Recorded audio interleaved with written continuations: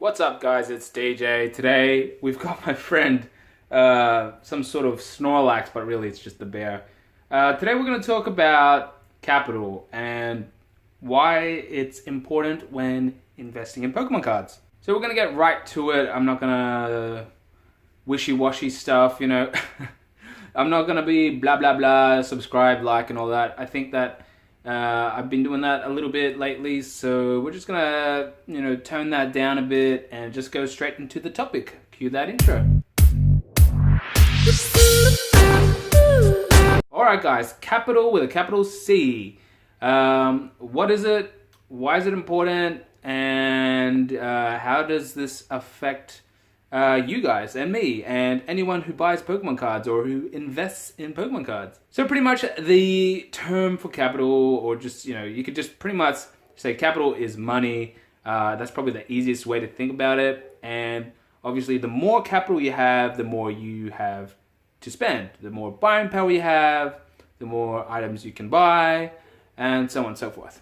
So why is this important? Well, the more money you have, the more items you can buy, as I stated before. But the quality of the items you get can be different to when you have more money compared to when you have little money. So let me give you just a quick example.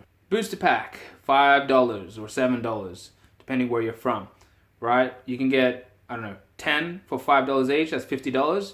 Or because you only have $50, right? That's all you have to spend. Or you can buy a booster box which has 36 packs for about $150. And, if you work out the math, it turns out to be a lot cheaper to buy the booster box. But you don't have the money for a booster box, so you have to either go with the 10 booster packs or buy something else that's worth $50, because you only have $50. You're not going to try to go into debt to, get the better, $2, what is it? Maybe $2 savings on each pack to get the 36 packs to get the boost box. Do you know what I mean? So guys, what I'm trying to say is, if you only have a certain amount of money, that's where you got to be spending between, within your means. I'm not saying this is what you have to do. This is just, a little bit of advice from someone who has done pretty well with their money and just invested in certain things. And obviously there's a lot of deals that go by, but because I don't have the capital, I'm going to miss out on those deals. And I know some people would suggest get a credit card, go take a loan. I don't know. It's just something I wouldn't do. You guys can let me know in the comment section below if you if you do that yourself. I know there's a lot of resellers, because this is what they do, right? They bulk buy a lot of things cheap, and then, they might take a loan for that. They might spend a couple $1,000, and then they resell it all to, get a profit, and then they pay back that loan, and then they have excess cash, which, I don't know, it just sounds so simple, but, there's a lot of time, effort, and energy into doing something like that. And I know it works for some people, and for others, it just, I don't know, it's a bit of a risk. It's more of a risk. All of it is risky, right? This whole investments with Pokemon is risky. But, there's certain risks that you're happy to take. The small ones, even the big ones. Like if you buy a Charizard base set holographic PSA card, and it's a couple $100, that's a lot of money to spend on one card, but you're happy to do it because it's a Charizard, and yeah, it's kind of an investment, but it's also a collection, something to add to your collection. So what I'm trying to say is, guys, and a lot of people say, is just spend within your means. I highly suggest you don't, go out of that boundary. If you can only spend $20 a week, spend $20 a week. If you can only spend $100 a week, spend $100 a week. I wouldn't go out of my way to be, I don't even use Afterpay or any of those other things that people have nowadays. And a lot of people do. I'm not saying it's the wrong thing to do, but it's just something I wouldn't do, if that makes sense. And yeah, I honestly have missed out on tons of really cool deals, because I'm always looking for deals, but I always have some sort of a budget in mind, a number in my head. I'm like, I can't spend that. even though I really want it. There's some cards I really want, and I've seen, and people aren't picking it up, but I just don't have the money. So, there's a way to go around that. You could sell certain things that you don't want anymore to get more money, to buy that, to get more capital. But I've seen some people do that, and they get a bit, impatient and stuff. So they'll sell a lot of things that they might actually want, but they just sell it, as in Pokemon cards, or collect part of their collections, just to get this other big thing. And by the time they sell all those things, that deal's already gone. So they sold pretty much everything, and they have cash. They have the money, but the deal that they wanted is gone. So they're going to have to wait around for another deal, or look around for another deal. Oh, people are always going to mismanage money, or manage it well. It depends what type of person you are. This is just me going a bit of a rant about capital. I've got a few friends. They want to buy heaps of cards. They really want to buy more, but they just don't have the money. And sometimes I see them, asking about a loan, or thinking about selling large portions of their collection to fund these bigger things. And I guess that you could think of it as that way. You could do that. But what if you actually want those things in your collection, and you're just, I don't know, you're doing this so rushed? It feels rushed. I know, if for me, for example, I've got tons of binder cards and some PSA cards that I'm moving on, but I'm not in a rush to sell them. I've made some for sale videos, but honestly speaking, I haven't really advertised it as much. I've just shown it on YouTube. I've done maybe 1 or 2 marketplace posts, but that's about it. And those things that I want to sell are just on the side, and I might change my mind, right? So that's another thing. So if you sell so quickly, and sometimes you just end up regretting it, right? And I know there's cards. That's why I tossed up between the fact of selling the Venusaur line that I have, Bulbasaur, Ivysaur, Venusaur, PSA 10s. I've been thinking about selling it to get more money. I know that will get me a large chunk of capital, and with that capital, I can spend it on various WotC cards that I really want to fill my binder with, other PSA cards, or just funds to grade the cards that I have. I still haven't graded any card except the shiny Charizard, and that's at Beckett right now, so I'm waiting for that. And so I still need money to grade those other cards. I'm trying to build up maybe 100 cards and send them all at once.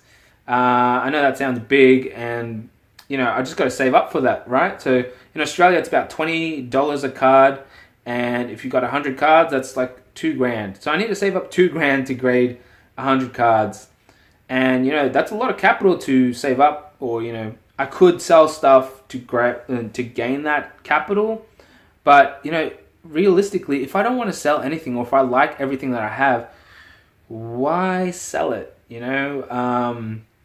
I'm only selling stuff that I really don't need anymore, or that I don't really have an interest, like that Mewtwo toy that was given to me by someone, and I don't use it, I don't really look at it, I don't collect toys, so it just makes sense for me to sell it. Those theme decks as well, I only paid $90 for them, so trading them off or selling them makes no difference to me. I actually don't really collect theme decks. I just saw that deal, and I had the capital at the time, which is very handy, because I don't know if you guys remember or watched that video, but there was 2 buyers there, me and another guy. And the other guy had no money. He wanted the seller to wait a week for his pay. I had the money. I'm just like, hey, here's your $90. And they're like, yep, done deal. The other guy came there first to him, but he obviously didn't, as a seller, you don't really want to wait. I know the other guy was first, but he didn't have the money. So, tough cookies, I guess. But yeah, so capital is very important. If you have enough capital around, if you're not living paycheck to paycheck, or you're pretty good with your money, and you're not buying things so how should I say it, just so continuously that you don't have money. I'm a little bit picky. That this is just me, right? So I'm a bit picky. There's plenty of things I've seen in the past week on Marketplace and on eBay, and I think about getting it, but then I always just hold off. I just, there's plenty of time. I don't need to rush this. This is purely, I got to go at my own pace. You got to go on your own pace.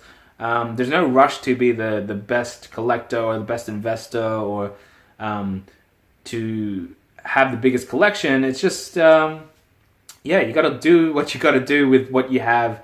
And I thought I'd just talk about this a little bit because I think capital gets a little bit overlooked when investing. Everyone talks about the growth and about how much their collection has grown. And yeah, I think some people don't really even worry about the capital, or like, any business needs some sort of capital to start off, or to fund. And obviously this is not a business of mine or anything like that. This is just a hobby, a bit of an interest, a bit of something on the side. And every time I sell something or I choose to sell something, whatever I get, I usually just buy more cards. So it's not really, it's just, I've invested in something, sell it, and then reinvest back into that something, right? So guys, obviously we all know capital is important, money is important, how you spend it is pretty important, finding good deals, being patient. These are just things I wanted to really rant about or just talk about. I do have a few other things in mind to talk about in regards to investing. Some other things like liquidity and growth. I think liquidity gets overlooked so much, and I will touch on that a little bit right now. But I will talk, I'll have another whole video on liquidity, because there's some investments that just, it looks, the growth is there, but you can't move that item, right? I'm going to give one quick example, right? Steam Siege right now, if you buy a booster box, they're selling for $300. But the question is, who's going to buy it? It's none of this thing is liquid, right? So it's not like stocks where you click a button and boom, you got your money, right? Even if you had a Charizard or whatever it is, and you're selling the Charizard, it still takes time to put down the market and for someone to buy it. It could be quick, but it's not exactly it's probably one of the most liquid cards out there, but it's not liquid as actual money from the bank or money, stocks or bonds or whatever like that, because that's liquid. You just boom, one button and it's done.